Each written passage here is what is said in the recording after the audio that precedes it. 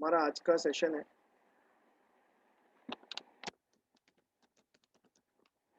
Packages.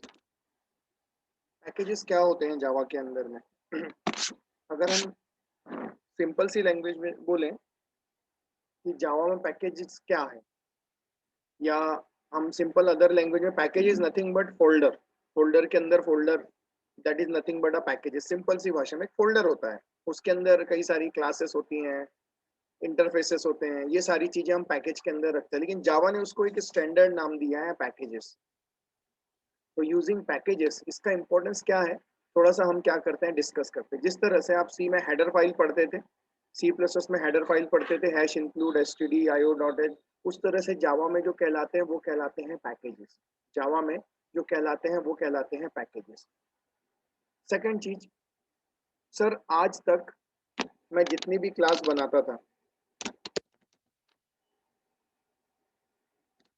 जितनी भी class बनाता था, मैं कुछ कुछ इस तरह से लिखता था। बोलता था क्लास एम्प्लॉय, फिर उसके अंदर लॉजिक लिखता था, फिर बनाता था क्लास, फिर मैं लिखता था क्लास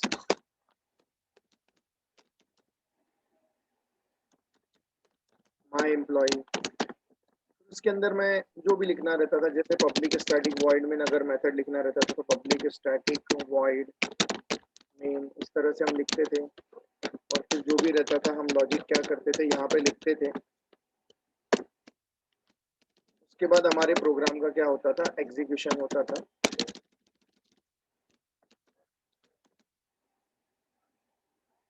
और प्रोग्राम का एग्जीक्यूशन होने के बाद, हमारा प्रोग्राम दी एंड हो जाता था।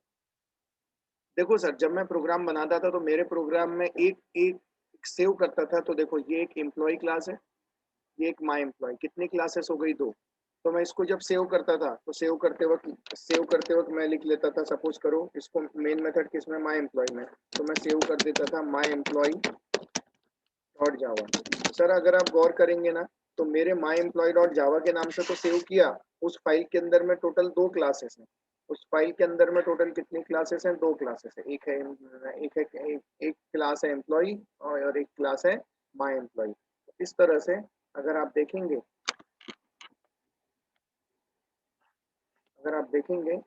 तो आपको कितनी क्लासेस मिलेंगी, दो क्लासेस मिलेंगी, एक है एम्प्लॉय, एक है माई एम्प्लॉय।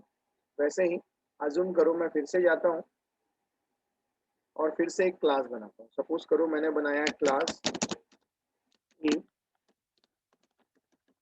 मैंने क्लास बी बनाया, और सपोज करो मैं ऐसा लिख दूँ,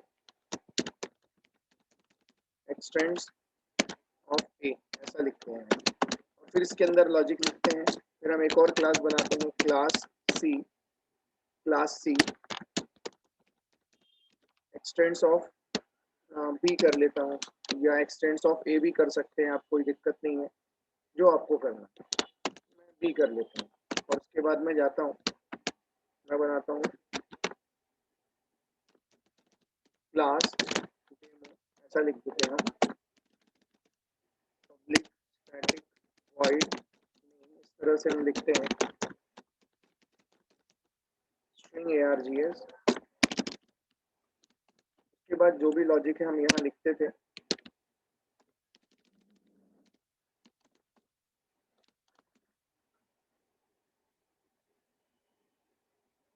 इस तरह से हो जाता था। लेकिन मैं आपको ये बोलना चाहता हूँ, हम अगर ये भी प्रोग्राम बना रहे हैं तो देखो, हमारे इसमें एक ए क्लास है, बी क्लास है, सी क्लास है और डेमो है, तो टोटल क्लासेस जो होती थी वो चार। फिर भी हम इन सबको एक ही इसमें लिखते थे फाइल में, और हम सेव कर देते थे डेमो डॉट जावा। हम सेव कर देते थे, अज्यूम करो जिसमें मेन मेथड है डेमो डॉट जावा। आप ध्यान देना सर, मैंने इसमें टोटल क्लासेस अगर आप देख रहे हो तो टोटल क्लासेस हैं चार। लेकिन जब मैं इसको सेव करूंगा तो पूरा एक ही प्रोग्राम रहेगा, पूरा का पूरा एक ही प्रोग्राम रहेगा। सर एक्चुअली मैं आपको बताना चाहता हूँ कि रियल टाइम में क्या होता है। अगर सोचो सर, ये एक ही फाइल है, अज्यूम करना ये एक ही फाइल है, उस क्लास में उसके अंदर में चार क्लासेस हैं। तो real time in real time every developer are working independent. Her developer जो होता है ना वो सब इंडिपेंडेंट वर्क करता है। हर डेवलपर जो वर्क करता है वो कैसा करता है, इंडिपेंडेंट वर्क करता है। तो ऐसे केस में क्या होगा मुझे बताओ सर, अगर ये कितनी क्लास है, ये अगर फाइल एक ही है ना सर जिसको आपने डेमो डॉट जावा के नाम से सेव किया है, अज्यूम करिए सर, अज्यूम करिए, अज्यूम करिए थोड़ी देर के लिए, डेवलपर D1 को बोला जाता है, डेवलपर D1 को बोला जाता है कि आपको क्लास ए का लॉजिक लिखना है। डेवलपर D1 को बोला जाता है कि आपको क्लास ए का लॉजिक लिखना है। डेवलपर D2 को बोला जाता है आपको क्लास बी का लॉजिक लिखना है, सी और डेमो। तो मैं जाता हूँ, डेवलपर D2 को बोला जाता है आपको बी का लॉजिक लिखना है, डेवलपर D3 को बोला जाता है आपको सी का लॉजिक लिखना है, और डेवलपर D4 को बोला जाता है आपको किसका लॉजिक लिखना है, D4 का लॉजिक लिखना है, सॉरी डेमो का लॉजिक लिखना है। सोचो सर, ये पूरा काम एक दिन में करना है, अज्यूम करिए ये पूरा काम एक दिन में करना है, फाइल तो एक ही है ना सर। तो डेवलपर D1 जब काम करना शुरू करेगा इस फाइल में, इस एक ही फाइल में, तो डेवलपर D2 D3 D4 क्या बोलेंगे, अरे हम अभी आराम करेंगे, जब D1 का काम हो जाएगा ना तब मैं क्या करूंगा, D2 मैं मेरा काम स्टार्ट करूंगा। चलिए, D1 ने काम खत्म कर लिया, सपोज करो उसको काम खत्म करने में पूरा दिन लग गया, तो डेवलपर D2 से D3 से D4 से पूछा गया भाई साहब आज आपने क्या किया, अपडेट दिया जाता है ना डेली इस कंपनीज में, आपने क्या किया, तो आप क्या बताएंगे, D2 D3, मैंने तो कुछ नहीं किया क्योंकि D1 ने तो काम ही नहीं किया मेरा, क्यों, क्योंकि मेरे को भी उसी फाइल में काम करना था, that's why reason I unable to do any work yesterday. D3 से पूछा गया same thing, D3 there is no update from my side because already D1 is working on the same class so I unable to do anything, that's it from my side, the same word coming from D4 also. तो sir मुझे बताइए unnecessary, company ने तो पैसा सभी को दिया sir, लेकिन सिर्फ काम किसने किया, D1 ने, बाकी सब लोगों को खाली पैसा मिला। अज्यूम करिए D1 ने एक दिन में काम खत्म कर दिया, अब D1 बोलता है भैया हो गया अब इस फाइल में आप काम कर लो, तो अब D2 बोलता है अब मेरा नंबर है। अज्यूम करिए सर D2 ने भी पूरा एक दिन ले लिया, तो जब D2 इस फाइल पे काम करेगा डेमो डॉट जावा पे, तो सर बाकी लोग क्या करेंगे, फिर वही चीज, same thing and so on D3 और D4 के साथ भी होगी सर। और इस तरह से अगर अप्रोच देते रहे तो कंपनी का बहुत नुकसान हो जाएगा, और ऑब्वियस सी बात है कंपनी ऐसे अप्रोच कभी फॉलो नहीं करती, कंपनी ऐसे अप्रोच कभी फॉलो नहीं करती। 1 मिनट सर।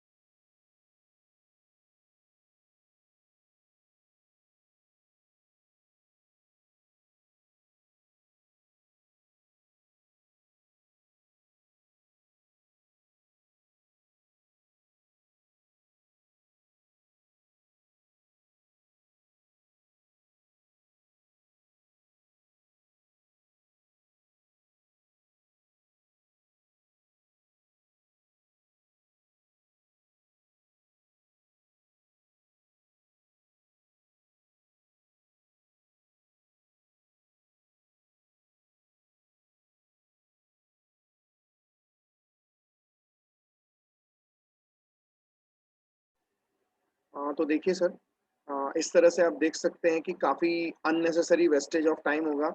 इसीलिए इसीलिए एक कंसेप्ट है जिसको बोला जाता है पैकेजेस सर, जिसको बोला जाता है पैकेजेस। एक्चुअली पैकेजेस का इंपॉर्टेंस क्या रहता है आप समझिए सर। इसलिए क्या होता है, in real time every user make their own class. इस केस में क्या होगा, डेवलपर D1 अपनी सेपरेट क्लास बनाएगा। सपोज अगर उसने डेवलपर D1 क्लास ए बना रहा है, डेवलपर D1 अज्यूम करो वो क्लास ए बना रहा है, क्लास ए बना रहा है, तो क्या करेगा, वो उसको सेव कर देगा। वो क्या करेगा, वो कर देगा ए डॉट जावा के नाम से सेव कर देगा। That's all sir.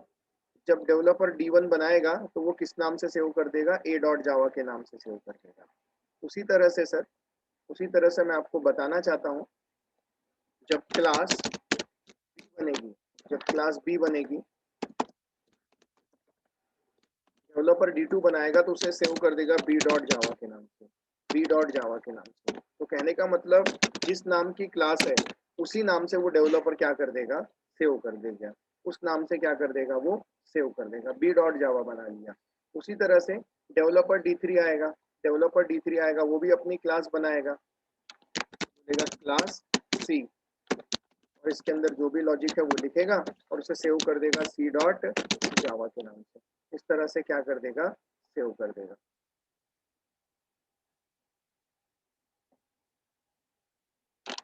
तो सर ये अप्रोचेस क्या करेंगे, डेवलपर यूज करेंगे।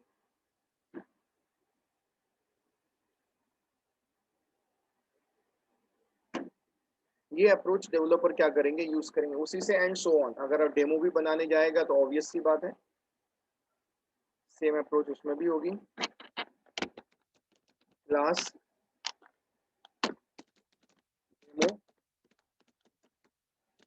और उसे फिर सेव कर देगा डेमो डॉट जावा के नाम से। और सर यही अप्रोच फॉलो होता है कंपनी में, जो अप्रोच फॉलो होता है सर, वो यही अप्रोच क्या किया जाता है, फॉलो किया जाता है। यही अप्रोच क्या किया जाता है, फॉलो। सब इंडिपेंडेंट काम करते हैं, बाकी जो क्लास का नाम होता है उसी नाम से वो फाइल को क्या करते हैं, सेव करते हैं। जो क्लास का नाम होता है उसी नाम से क्या करते हैं, सेव करते हैं। तो देखिए सब इंडिपेंडेंट अपनी अपनी क्लास में क्या कर रहे हैं, वर्क कर रहे हैं, अपनी अपनी क्लास में क्या कर रहे हैं, वर्क कर रहे हैं। हम भी कुछ ऐसा ही करने जा रहे हैं सर, हम भी कुछ ऐसा ही करने जा रहे हैं, हम भी कुछ अब ऐसा ही करेंगे। इस पैकेजेस चैप्टर में मैं आपको यही चीज पढ़ाने वाला हूँ। तो देखिए सर, मैं जाता हूँ, सिंपल सा मैं मेरा प्रोग्राम बनाता हूँ, प्लीज ध्यान दीजिएगा। मैं जाता हूँ, यहाँ लिखता हूँ क्लास, अज्यूम करिए मैं लिख लेता हूँ एम्प्लॉय, और यहाँ पे जाता हूँ private EMP ID, private string name, private double sal, sal नाम का कॉलम ले लेते हैं। और मैं जाता हूँ यहाँ पे कंस्ट्रक्टर बना लेता हूँ employ int EMP ID comma string name comma double sal. उसके बाद this dot EMP ID is equal to EMP ID। आप तो जानते हो सर EMP ID मतलब लोकल है, दिस डॉट EMP ID मतलब इंस्टेंस है। दिस डॉट नेम मतलब इंस्टेंस होगा और नेम मतलब ये लोकल होगा। उसे वैसे दिस डॉट सेल मतलब इंस्टेंस है और सेल मतलब लोकल है। कंस्ट्रक्टर बन गया। कंस्ट्रक्टर बनने के बाद हम जाएंगे और void of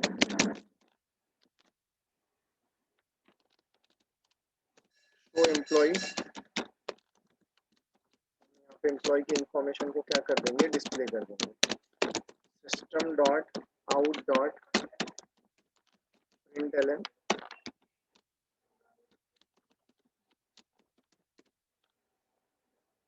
ID emp id,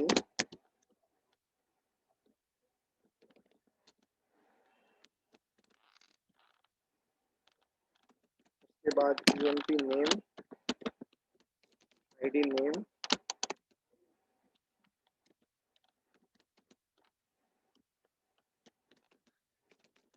name, उसके बाद id नेम और सेल।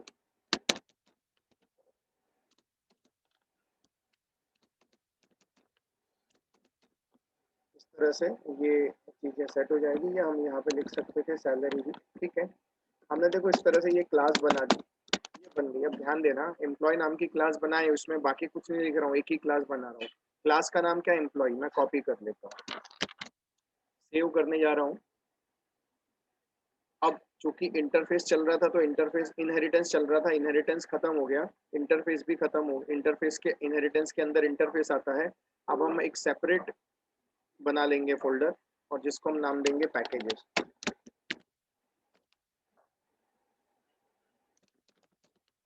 पैकेजेस नाम दे दिया।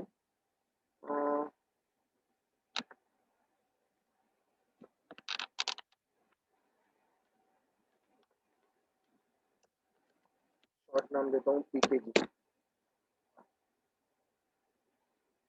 अब देखो सर, मैं जाता हूँ यहाँ पे मैं क्या करता हूँ, ध्यान देना, मैंने क्लास का नाम एम्प्लॉय लिया था, एम्प्लॉय डॉट जावा के नाम से सेव कर देता हूँ। ध्यान देना, एम्प्लॉय कहाँ सेव कर रहा हूँ वो ध्यान दो, पीकेजी के अंदर, फोल्डर के अंदर मैं सेव कर देता हूँ। अब मैं क्या करता हूँ, मैं फिर से जाता हूँ और एक नई क्लास बनाता हूँ। क्लास देखो उसमें नहीं लिख रहा हूँ, माई एम्प्लॉय, क्लास माई एम्प्लॉय, और इसके बाद पब्लिक स्टैटिक वॉइड मेन लेता हूँ, args करता हूँ। उसके बाद सबसे पहले मैं एम्प्लॉय क्लास का यहाँ ऑब्जेक्ट बनाता हूँ, employ emp is equal to new employ, new employ id 101, id name Raja, और सैलरी 120000 देना है तो आप दे सकते हैं, डबल है। देखो हमने क्या कर रहे हैं, कंस्ट्रक्टर कॉल कर रहे हैं, किसका? एम्प्लॉय का। लेकिन देखो वो एम्प्लॉय यहाँ नहीं है। उसके बाद हम जाएंगे, हम बोलेंगे emp डॉट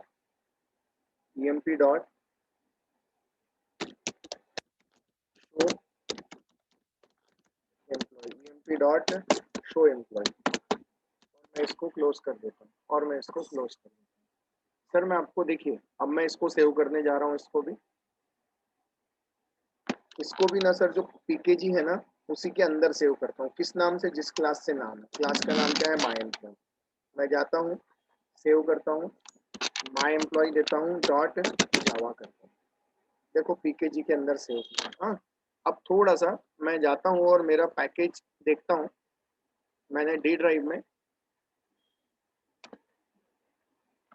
पीकेजी नाम से चैप्टर बनाया, ये देखिए।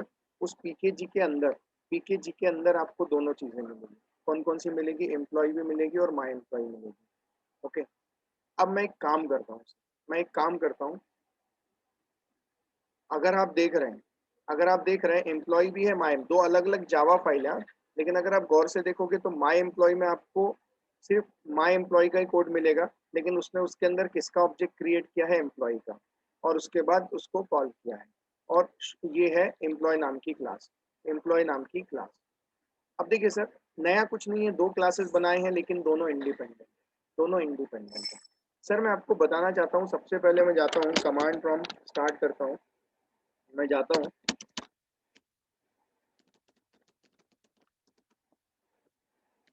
cd pkg। सर देखिए, मैं जैसे ही जाता हूँ और मैं लिखता हूँ जावा सी। मैं दो टेक्निक बता रहा हूँ, जावा सी एम्प्लॉय डॉट जावा। तो सर अगर हम उस स्ट्रक्चर के अंदर जाएंगे तो आप देखोगे कि आपको दो चीजें मिल रही, दो हैं, एक एम्प्लॉय है, एक माई एम्प्लॉय। अब कंपाइलर क्या कर रहा है? जावा सी एम्प्लॉय डॉट जावा बोलता हूँ, तो उस नाम की जावा फाइल वो सर्च करता है। कहाँ सर्च करेगा?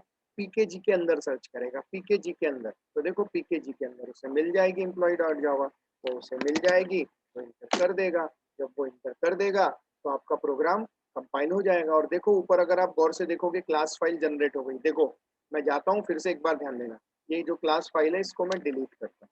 अब फिर से जावा फाइल है, मैं फिर से वही लाइन फिर से लिखने जा रहा हूँ, ध्यान देना। कंपाइल कर रहा हूँ, जैसे ही मैं कंपाइल करता हूँ, इंटर करता हूँ, देखो ऊपर क्लास फाइल जनरेट हो जाएगी किसकी, एम्प्लॉय डॉट क्लास। आप देख सकते हैं ऊपर जनरेट हो गई। वैसे ही अब मैं जाता हूँ, माई एम्प्लॉय की भी क्लास फाइल चाहिए मेरे को, तो मैं जाता हूँ, मैं लिखता हूँ जावा सी माई एम्प्लॉय, जावा सी माई एम्प्लॉय डॉट जावा। जैसे ही मैं इंटर करूंगा ना सर, अगर कोई एरर नहीं होगा, अगर कोई एरर नहीं होगा तो क्या करेगा वो, माई एम्प्लॉय के लिए भी क्या कर देगा, जनरेट कर देगा। माई एम्प्लॉय के लिए भी क्या जनरेट कर देगा, क्लास फाइल क्या कर देगा, जनरेट कर देगा। लेकिन उसके पहले समझिए कि एग्जैक्टली होता क्या है। होता ये है सर कि जब वो जाता है माई एम्प्लॉय में, देखो एम्प्लॉय की डिपेंडेंसी किसी पर नहीं, अगर आप सॉरी, एम्प्लॉय की डिपेंडेंसी किसी पर नहीं है। एम्प्लॉय की डिपेंडेंसी जो है वो किसी पे नहीं है, इंडिपेंडेंट ये बनी हुई है, या कंस्ट्रक्टर है, एक शो एम्प्लॉय नाम की मेथड है। लेकिन जब आप माई एम्प्लॉय का कोड ओपन करोगे ना, तो इनडायरेक्टली माई एम्प्लॉय में जब ये लाइन का कोड एग्जीक्यूट होगा, ये लाइन का कोड, जब ऑब्वियस सी बात है सिंटेक्स चेक किया जाएगा, भैया ये एम्प्लॉय कहाँ से आ रहा है, तो सबसे पहले वो ढूंढेगा, सबसे पहले वो ढूंढेगा कि इस नाम की, इस नाम का, जैसे ही वो देखेगा न्यू एम्प्लॉय करके, तो ये क्या करेगा, एम्प्लॉय नाम की, एम्प्लॉय नाम की क्या ढूंढेगा, एम्प्लॉय नाम की सबसे पहले ढूंढेगा क्लास फाइल। सबसे पहले ढूंढेगा क्लास फाइल है क्या, एम्प्लॉय नाम की सबसे पहले ढूंढेगा क्लास फाइल है क्या। तो मैं बताना चाहता हूँ, एक्सक्यूज मी सर,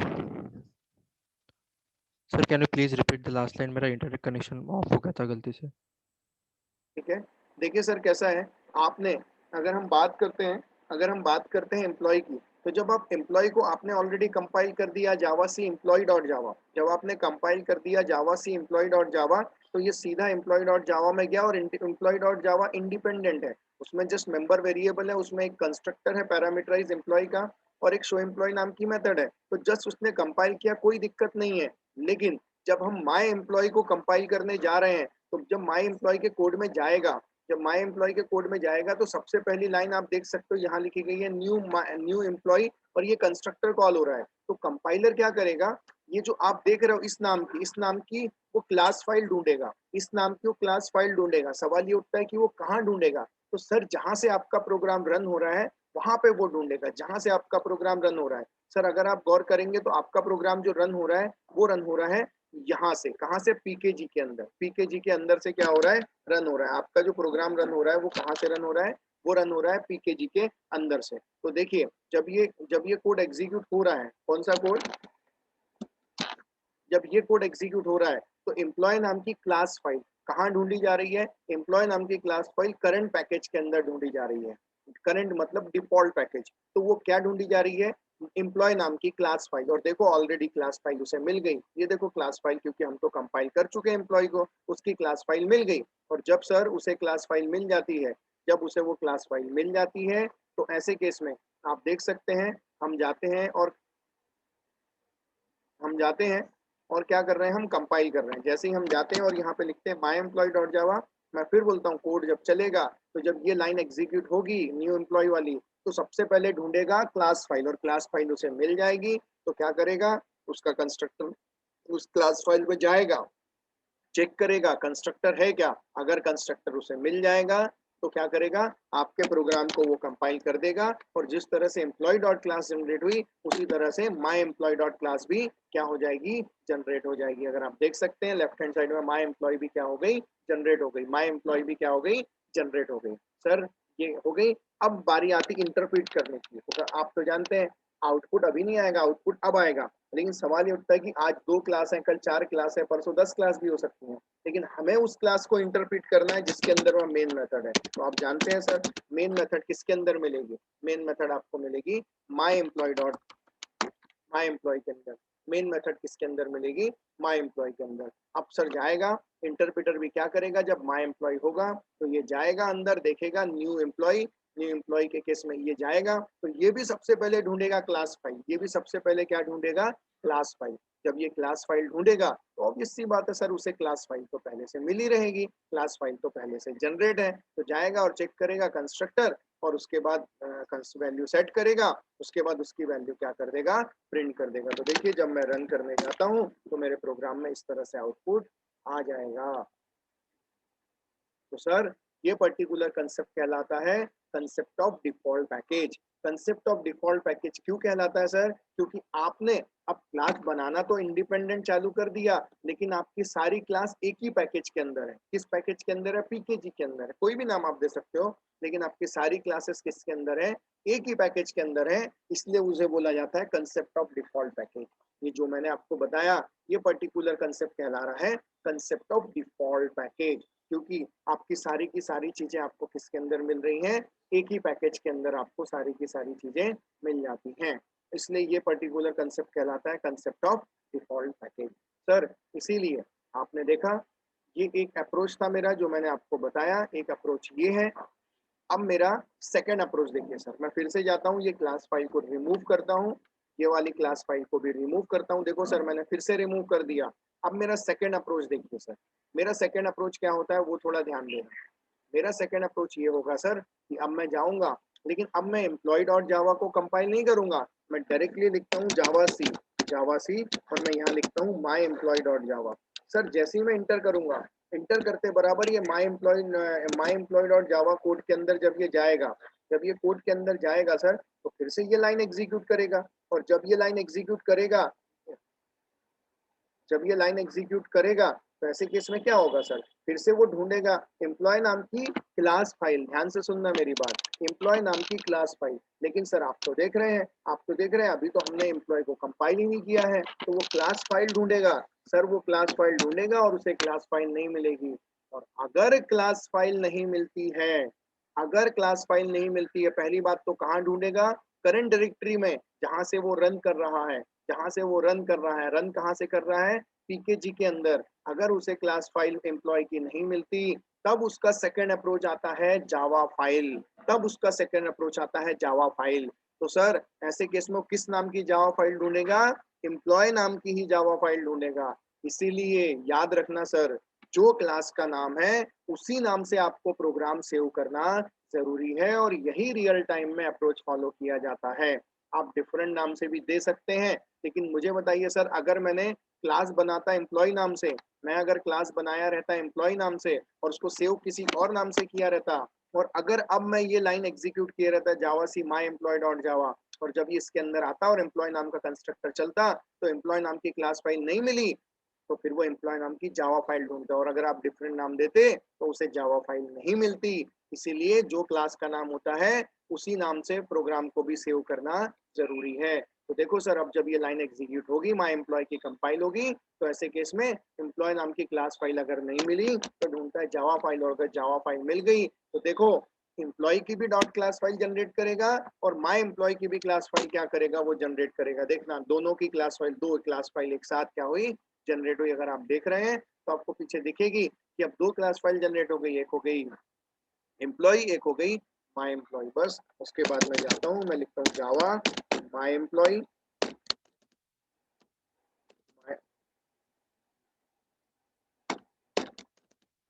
जावा माई एम्प्लॉय, इतना मैं लिखता हूँ और एंटर करता हूँ और प्रोग्राम में आउटपुट आ जाएगा। तो सर मेरा कहने का अप्रोच ये है, मेरा कहने का मतलब ये है कि अभी वो हम क्या कर रहा है, हमने अगर कुछ नहीं बताया तो याद रखना, जब ये लाइन एग्जीक्यूट हो रही है सर, ये वाली लाइन माई एम्प्लॉय की, तो जो एम्प्लॉय नाम का जो क्लास है ना, वो हमेशा याद रखना कहाँ ढूंढा जा रहा है? जहां से आपका प्रोग्राम रन हो रहा है। फिलहाल आपका प्रोग्राम आप कहाँ से रन कर रहे हो? पीकेजी के अंदर से रन कर। आप कोई डिफरेंट फोल्डर बनाओगे, तो ऐसा पर्टिकुलर कंसेप्ट कहलाता है कंसेप्ट ऑफ डिफॉल्ट पैकेज। ऐसा पर्टिकुलर कंसेप्ट कहलाता है कंसेप्ट ऑफ डिफॉल्ट पैकेज। तो जो आज मैंने आपको प्रोग्राम बताया, ये पर्टिकुलर प्रोग्राम कहलाता है concept of default package. Same package, same package मतलब सारी चीजें एक ही के अंदर है, सारी चीजें एक ही के अंदर है। That is called as concept of default package.